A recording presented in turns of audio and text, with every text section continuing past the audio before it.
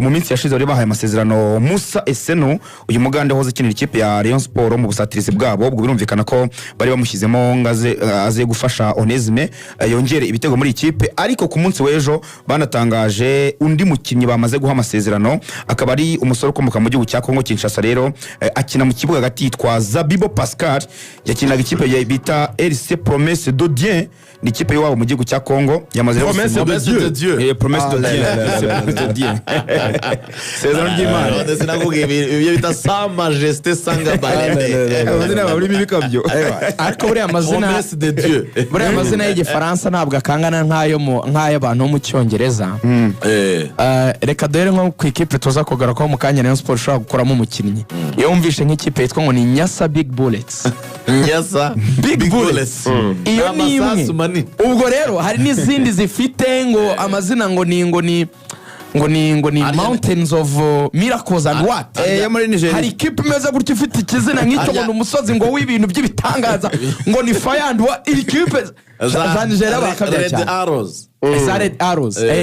umwambi utukura kabisa wa undi ariko ngo bikabije muri meaning ya muri Kongo ne muri Kongo amazina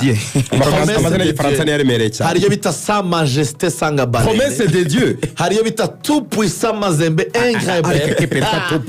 Tout Puissant Mazembe Ingrebert iyo ni bicyane izo bita za 11 créateurs en avant de Genga twambutse ubwo rero Zabibo Pascal katore ko hari icyo waje gufasha ikipe ya Vision kina mu kibuga hagati ranako nayo iri kwibaka urabona ko amakipe mato nayo akomeje gushyiramo abakinnyi twagiye ku ikipe ya Rutsiro yego urumva ikipe ya Rutsiro nayo ishyizemo abakinnyi babiri b'abakongomani barimo bita Shabani Ndusha Musa Shaban Ndusa Musa akina box to box nuvuga akina nk'umunani Shabani Ndusha Musa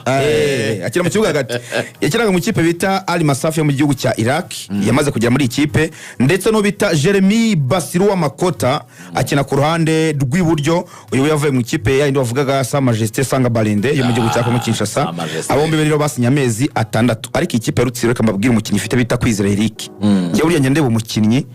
nubwo abo batazwi Rugaju uzamurebe Lorenzo uzamurebe Kwizera Eric naga pete gakina mu kibuga hagati abantu jo barakabonye bakina n'ikipe ya Kiyovu azumupira azumupira cyane sinzi impamvu ahubwo atarajya mu makipe akomeye ariko urumva nibwo kizamuka ariko azumupira yena namwemeye cyane Kwizera Eric ubwo Peace Cup nyine tunababwire ko match ya Kiyovu Sport na Rutsiro banganyije kimwe kuri kimwe ku musoje banganyije uri umukino wa mbere kuri Romami Marcel umutoza w'ikipe ya Kiyovu retour izabityaye Rubavu amakipe azagira Rubavu yose bizagorana urumva Etincelle yabanje gutsinda AS Kigali hano i Kigali 3-2 zakira AS Kigali Rubavu ubwo na Rutsiro yakire Kiyovu baranganyije ikipe Rubavu hagaze neza mu gikombe cyane twagiye ku ikipe ya Gorilla ikipe ya Haji nayo rero ntabwo ituje habe na gato kubera ko hari abakinnyi batatu yinjijemo muri kwezi kwa mbere ndetse ku makuru mfite nuko batarasoza gusinyisha abakinnyi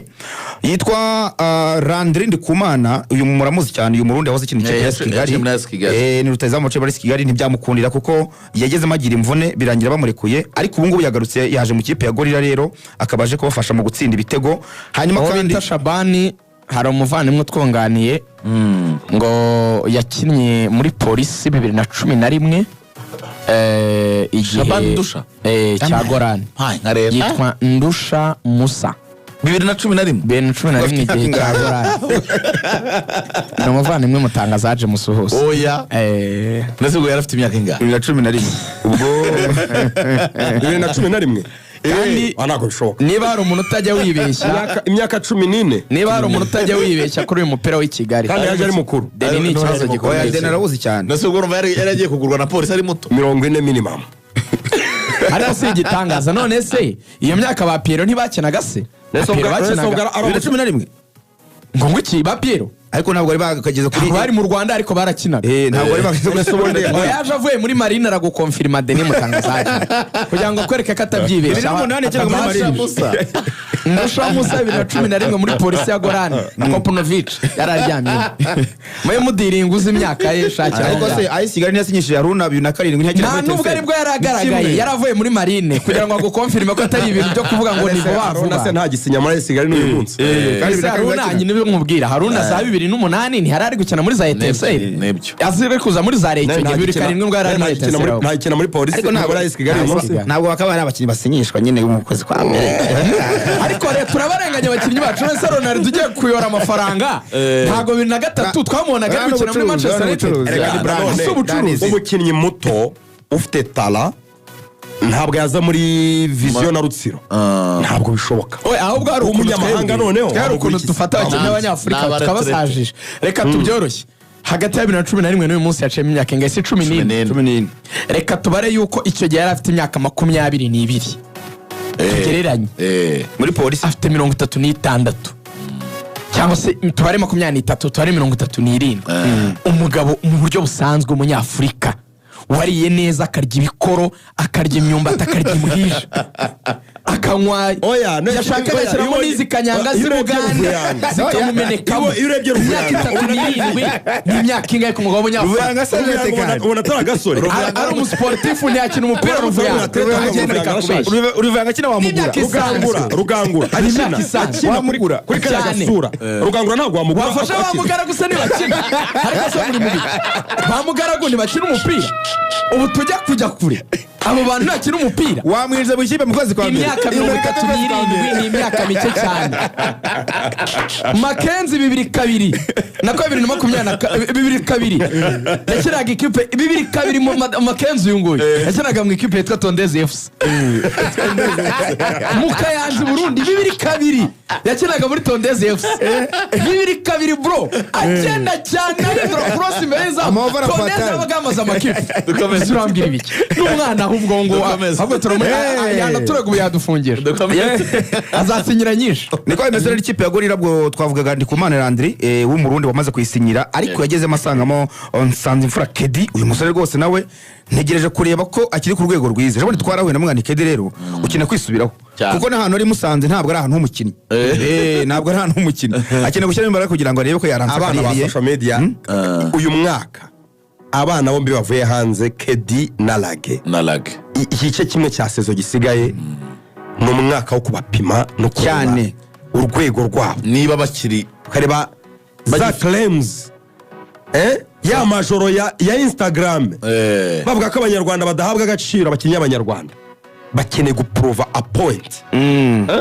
bakeneye kwerekana ko ari abana bazamukiye muri systeme z'izabere icyane dusoza rubwo navugaga abakinnyi 3 ku ikipe ya Gorira undi n'umunyegana bita Sali nawe waje muri iyi kipe akaba rero akina mu busatirizi bw'iyi kipe urabona ko ni ikipe haba gutangira shampiyona ndetse no mu kwezi kwa mbere Gorira biri sharp cyane ntabwo bifuza ko yagene itakaza Gorira yasimbuye Mukura mu gusinyisha abarundi niyo kipe ifite abarundi benshi ubundi kera kuva na kera muri za 98 bibiri ubundi wabaguzi nyine ko abarundi nibo bashaka basanga muri Mukura Gorira yarabasimbuye rero abo barundi ntibaje biyongera ku bandi barundi basanzwe barimo bafite bita Musa Omar ni umurundi wahoze mu kipe ya polisi akina n'uwo bita Uwimana Kevin nawe ni umudefenseur w'umurundi ubwo ni babiri bafite Irakoze Darcy umurundi bafite Titi Mavugo yego ni umurundi kongera abandi Kumana Landry n'abarundi bafite abarundi benshi na Karenza Alexis nawe ni umurundi hanyuma